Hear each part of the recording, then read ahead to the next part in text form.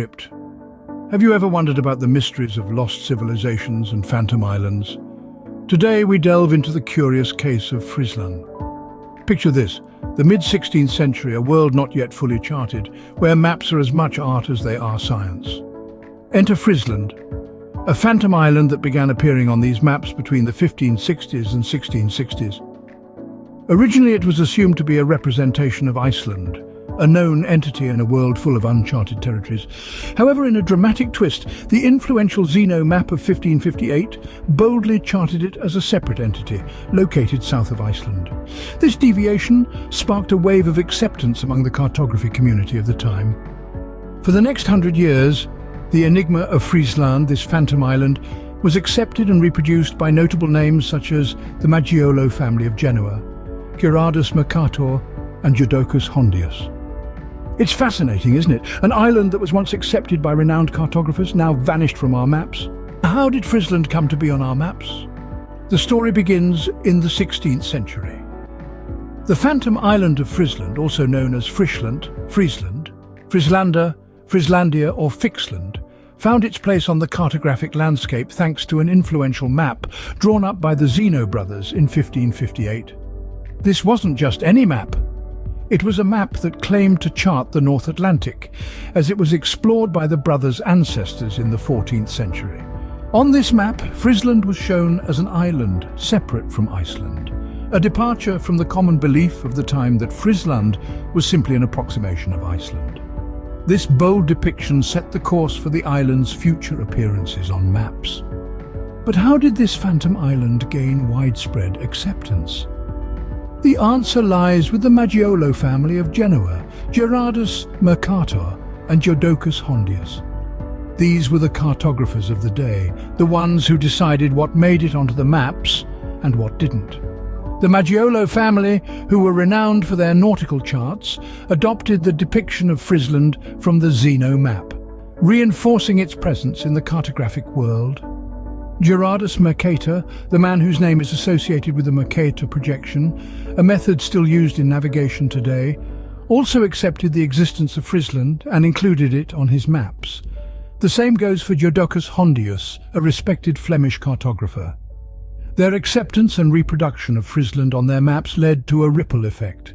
Other map makers followed suit, and before long Friesland was a common feature, an accepted part of the North Atlantic's geography. This acceptance led to Friesland being a common feature on maps for the next 100 years.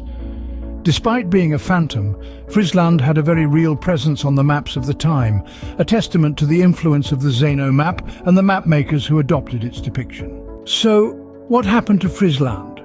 Why did it disappear from our maps? Well, the story of Friesland's disappearance from our maps is as intriguing as its appearance. The island was mysteriously omitted from some maps by renowned cartographer Willem Blayer, only to reappear like a ghostly apparition on his world map of the year 1630. This game of hide-and-seek didn't stop there.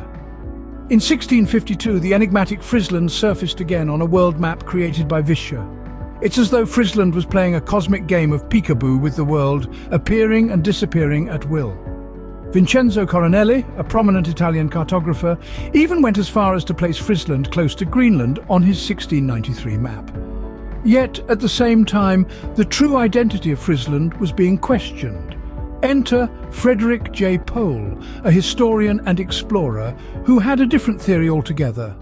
He identified Friesland not as a phantom, but as the very real Fair Isle, an island nestled between the mainland Shetland and the Orkney Islands. Pohl's theory brought a new perspective to the Friesland enigma, blurring the lines between myth and reality. But as the years rolled on, the appearance of Friesland on maps became less frequent. The 17th century saw a surge of exploration, particularly from England and France. As these explorers charted the North Atlantic, their maps started to reflect a more accurate picture of the region. The phantom island of Friesland, once a prominent feature on maps, gradually faded into obscurity. The disappearance of Friesland from maps was a gradual process, as explorers from England and France charted the North Atlantic. Friesland might have disappeared from our maps, but its legacy lives on. In the annals of cartography, the phantom island of Friesland holds a unique place. This enigmatic landmass, oftentimes referred to as Friesland on certain charts, was typically depicted as a rectangular island with three triangular promontories on its western coast. This portrayal, while geographically inaccurate, is a testament to the creativity and interpretive freedom of the mapmakers of the time. The historical significance of Friesland extends beyond its curious depiction. This phantom island, appearing on maps from the mid-16th to the mid-17th century, serves as a reminder of our ancestors' quest to explore and understand the world.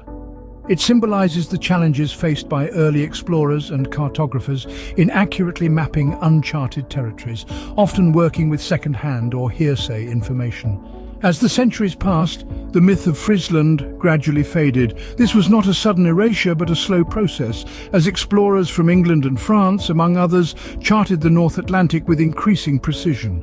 Each new voyage and each new map chipped away at the mystery, reducing Friesland from a distinct landmass to a cartographic approximation of Iceland, and eventually to a mere footnote in history. Yet, even as the image of Friesland faded from our charts, its impact on the world of cartography and exploration remained. It stands as a powerful example of the human imagination at work, filling in the gaps of the unknown with myths and legends. It reminds us of the extraordinary lengths our forebears went to in their pursuit of knowledge and the unknown. Friesland, a phantom island, a cartographic error, or a lost civilization, its mystery continues to captivate us. In the end, whether Friesland was a real place or a figment of the human imagination, its legacy endures, a beacon in the foggy waters of history, tantalizing, intriguing, and forever shrouded in mystery.